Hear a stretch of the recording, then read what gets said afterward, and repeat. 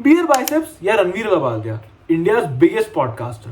पर ये टाइटल कोई बहुत ज्यादा पुराना नहीं है, बल्कि यही इंसान कुछ दिनों पहले तक इंडिया का सबसे बड़ा फैशन एंड ग्रूमिंग यूट्यूबर था और उसके कुछ दिनों पहले तक इंडिया का सबसे बड़ा फिटनेस यूट्यूबर। अब जो मैंने ये पूरी लाइन बोली है ना, इसको याद रखना। हम लोग इसके बारे में वीडियो के एंड में डिस्कशन करेंगे। DRS Clips, India's smartest podcast। काला जादू होता है, काला जादू बेस्ड प्रैक्टिसेस होती है, वो येटी। रणवीर लबादिया उन कुछ यूट्यूबर्स में से हैं जो कि 5 साल से भी ज्यादा से रेलेवेंट रह चुके हैं, जो कि अपने आप में एक बहुत मुश्किल काम है और बड़े से बड़े यूट्यूबर्स भी इस काम में सक्सेसफुल नहीं हो पाते हैं। पर इस चीज का रीजन क्या है? क्योंकि सिर्फ हार्डवर्क और कंसिस्टेंसी तो इस चीज का रीजन नहीं हो सकता है, क्योंकि उस लेवल पे ऐसा कौन सा बेवकूफ इंसान रहेगा जो कि हार्डवर्क नहीं कर रहा होगा और कंसिस्टेंट नहीं होगा। Now coming to the reason, इसका रीजन बहुत ज्यादा सिंपल है। Ranveer Allahbadia treats his channel as a business. Imagine Ranveer as a 1900s ruthless oil merchant. उसे सिर्फ अपने बिजनेस को बढ़ाने से मतलब है।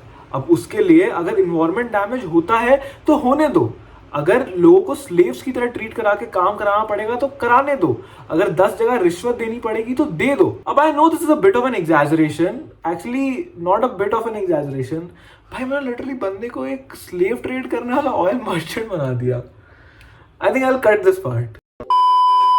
तो पॉइंट ये है कि रणवीर को ये बात अच्छे से पता है कि YouTube उनके लिए सिर्फ एक बिजनेस या पैसे कमाने का तरीका है, इससे बढ़ के कुछ भी नहीं। इसीलिए वो कभी भी इसमें इमोशंस को मिक्स नहीं करते।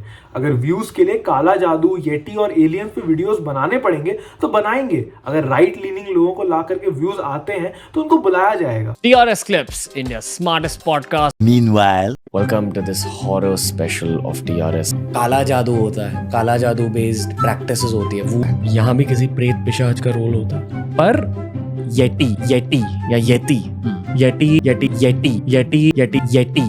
पर टू बी ऑनेस्ट, बंदा पिछले कुछ दिनों से तो काफी न्यूट्रल है when it comes to politics. और यहीं पे बात आती है गुड और इविल की, जेन्युइन या फ्रॉड की। और इसका कोई वन वर्ड आंसर नहीं है। दोनों ही साइड से बहुत सारे आर्गुमेंट्स दिए जा सकते हैं। जैसे कि कोई ये कह सकता है कि भाई YouTube पे रेलेवेंट रहने के लिए अगर कुछ करना पड़ रहा है और उससे स्पेसिफिकली किसी इंसान का नुकसान नहीं हो रहा है तो उसमें क्या गलत है। वहीं दूसरे साइड से ये आर्गुमेंट भी दिया जा सकता है कि इंडिया का बिगेस्ट पॉडकास्टर होने की वजह से कुछ रिस्पॉन्सिबिलिटी तो है ना बंदे की।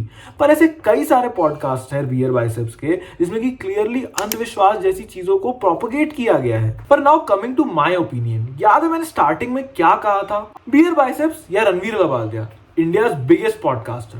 पर ये टाइटल कोई बहुत ज्यादा पुराना नहीं है, बल्कि यही इंसान कुछ दिनों पहले तक इंडिया का सबसे बड़ा फैशन एंड ग्रूमिंग यूट्यूबर था और उसके कुछ दिनों पहले तक इंडिया का सबसे बड़ा फिटनेस यूट्यूबर। अब इस चीज का मतलब क्या है? रणवीर इस चीज को क्लियरली समझता है कि change is the only constant. तो जब जिस चीज का ट्रेंड है उस तरफ पिवट कर गए। जब जियो लॉन्च हुआ तो रणवीर लबादिया का हिंदी चैनल भी लॉन्च हुआ।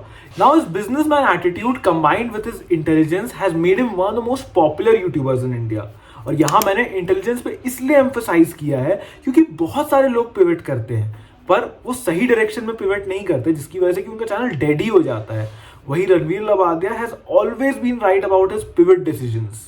जहां तक बात है गुड और इविल की, तो जैसा मैंने पहले भी कहा, इसका कोई वन वर्ड आंसर है ही नहीं। अगर आप ये मानते हो कि YouTube को completely as a business treat करना सही है तो रणवीर इज गुड। पर अगर आप ये मानते हो कि YouTube को as a complete business treat करना गलत है तो Ranveer is not a good person, he is evil. बाकी इस वीडियो के लिए इतना ही, मिलते हैं नेक्स्ट वीडियो में। Thanks for watching, good bye.